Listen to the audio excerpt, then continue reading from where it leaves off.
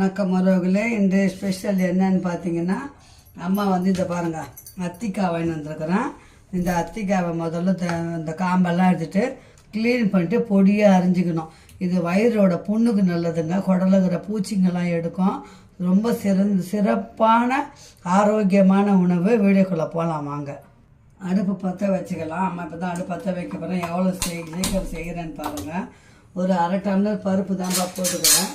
அந்த அரை டம்ளர் பருப்பு கொஞ்சம் நேரம் கழுவி வச்சுட்டேன். அதில் எப்போவுமே பருப்பு வேக போட்டிங்கன்னா கொஞ்சோண்டு வெந்தயம் போடுங்க. டேஸ்ட்டும் கொடுக்கும், உடம்புக்கும் நல்லது. அதுக்கப்புறம் பெருங்காயம் இருந்தால் பெருங்காயம் போட்டுங்க. இல்லை தூள் பெருங்காயம் இருந்தால் தூள் பெருங்காயம் போட்டுக்கோங்க. இப்போ அம்மா வீட்டில் கட்டி பெருங்காயம் இருக்குது, அதனால் கட்டி பெருங்காயம் போட்டுட்டேன். கொஞ்சம் பெருங்காயம் போட்டோம்னா கொஞ்சம் வாசனையாக நல்லாயிருக்கும். இப்போது நம்ம இதை விசில் போட்டு ஒரு பருப்பு வந்து ஒரு அரை பாதம் வேக வச்சோம். கூட்டு தான் செய்ய போகிறோம். இதில் கூட்டு பண்ணலாம், சட்னி பண்ணலாம், பொரியல் பண்ணலாம். அத்திக்காயில் அவ்வளவும் நல்லதுங்க. கொஞ்சம் நல்லா 2 விசில் வந்து நம்ம வேக வச்சுக்கலாம். விசிலில் போட்டு விட்டுருவோம். 2 விசில் வந்தால் போதும், பருப்பு வெந்துடும்.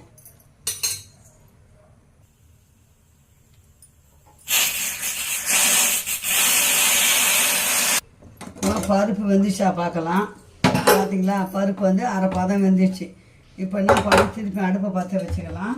அத்திக்காயை பொடி பொடியாக அரிஞ்சாச்சு பிள்ளைங்களா. அது பாருங்க, நசுக்கி போடலாம்.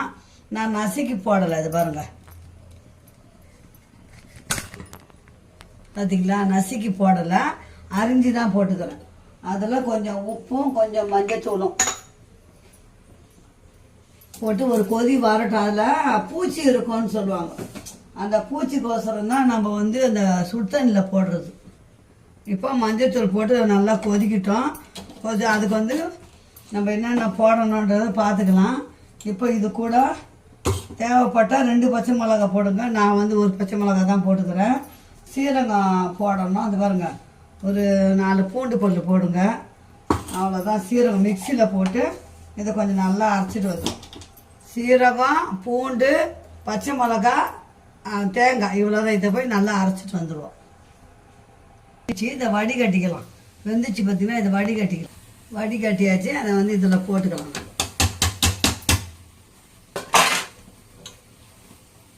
ஒரு தக்காளி, ஒரு வெங்காயம்.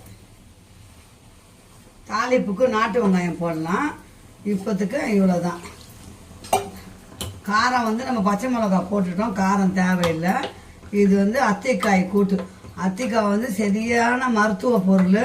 கண்டு காய்க்கும் காணாமல் பூ பூக்கும். அதுதான் நம்ம அத்திக்காய். புரியுதுங்களா? அத்தி பழத்துக்கு நிறைய விடுகதைகள் இருக்குது, நிறைய மருத்துவம் இருக்குது. அது மாதிரி செஞ்சு சாப்பிடுங்க. இப்போ இதை வந்து ஒரு 2 விசில் வச்சிடலாம். 2 விசில் வேகட்டும். அதுக்கப்புறம் எடுத்து தாளிச்சிடலாம்.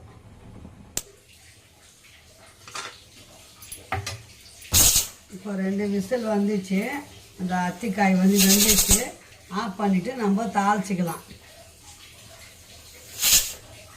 இப்போ வாங்க, கூட்டு வெந்து போச்சு, தாளிச்சிக்கலாம். ஒரு 2 ஸ்பூன் எண்ணெய் ஊற்றிக்கோங்க, போதும். ரொம்ப எண்ணெய் வேண்டாம்.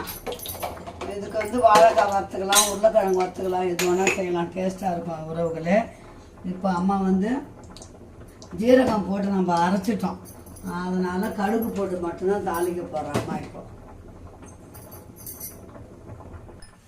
எண்ணெய் காஞ்சிச்சு, கடுகு போட்டுக்கலாம். காஞ்ச மிளகா தேவைப்பட்டால் போடலாம். நான் பச்சை மிளகா போட்டு அரைச்சிட்டேன். பச்சை மிளகா 2 பச்சை மிளகா போட்டு சீரகம், தேங்காய், பூண்டு போட்டு அரைச்சிட்டேன். அவ்வளோதான். எனக்கு இந்த கருவேப்பிலை போட்டுக்கலாம். வெங்காயம் போடுங்க, ஒரே ஒரு வெங்காயம். பெரிய வெங்காயமாக இருந்தால் 1, சாம்பார் வெங்காயமாக இருந்தால் ஒரு 5, 6 அரிஞ்சிக்குங்க. அவ்வளோதான். கொஞ்சம் நல்லா வதக்கிக்குவோம். இப்போ நம்ம தேங்காய் மசாலா அரைச்சோம் பார்த்தீங்களா, இந்த மசாலா வலி அதில் போட்டுடலாம்.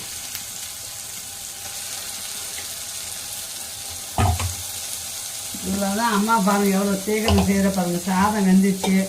நாங்கள் இன்றைக்கி கோயிலுக்கு போகிறதால இன்றைக்கி சிம்பிளாக முடிச்சுட்டோம். இப்போ இந்த தேங்காய் வந்து கொஞ்சம் எண்ணெயில் வதங்கட்டும். பச்சை வாசனை வதங்கட்டும். கூட்டு அத்திக்காய் கூட்டு இன்றைக்கி அம்மா வீட்டில். இப்போ இதை அள்ளி அப்படியே உப்பு போட்டுக்கலாம்.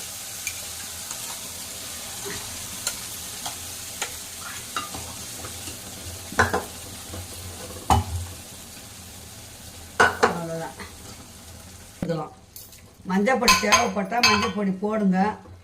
வந்து கொஞ்சம் வெள்ளையாக தான் இருக்குது. மஞ்சள் வந்து அத்திக்காயில் போட்டு வேக வச்சேன். அவ்வளோதான் பிள்ளைங்களா. இது வந்து சாப்பாட்டுக்கு சப்பாத்திக்கெலாம் கூட நல்லாயிருக்கும். இந்த மாதிரி கூட்டு பண்ணிட்டிங்கன்னா அப்படியே தலை நல்லா கொதிச்ச பிறகு கொத்தமல்லி இருந்தால் போடுங்க, இல்லைன்னா வேண்டாம். மிளகாத்தூள் போடாதீங்க, உங்களுக்கு தேவைப்பட்டால் போட்டுங்க. நம்ம போட மாட்டேன். கொஞ்சம் மஞ்சள் பொடி மட்டும் போடுங்க. ஏன்னா கொஞ்சம் தண்ணியெல்லாம் வடிகட்டிட்டேன் இல்லைங்களா. அவ்வளோதான். இன்றைக்கி அத்திக்காய் கூட்டு சாப்பாடு தான் அம்மா வீட்டில். இது நல்லா சுண்டி வந்தோன்னே தான் நல்லாயிருக்கும். கொஞ்சம் நல்லா கொதித்து வரட்டும். சாதம் வடிச்சிட்டு வந்துட போகிறேன்.